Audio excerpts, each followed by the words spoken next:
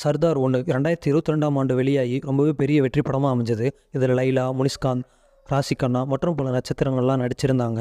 அதனோட சீக்குவலான சர்தார் 2 நேற்று சென்னையில் பூஜையுடன் தொடங்கியிருந்தது. அதில் முதல் நாளே சண்டை பயிற்சியுடன் படப்பிடிப்பை தொடங்கியிருக்காங்க.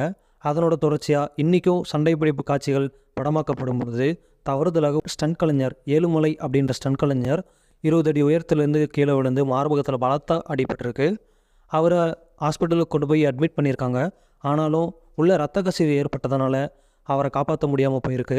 ஏழுமலை அப்படின்ற ஸ்டண்ட் கலைஞர் உயிரை விட்டுருக்காரு. படம் ஆரம்பித்த 2வது நாள்லேயே இந்த மாதிரி அதிர்ச்சியான சம்பவம் நடந்திருக்கிறதுனால மொத்த படக்குழுவினரும் அதிர்ச்சியில் உறைஞ்சு போயிருக்காங்க. இன்றைக்கி அந்த ஸ்டண்ட் கலைஞரோட வீட்டுக்கு போய் படக்குழுவினர் ஆறுதல் சொல்லி அவங்களுக்கு தேவையான உதவிகளும் செய்கிறதா படக்குழு உத்தரவு சொல்லி கொடுத்துருக்காங்க.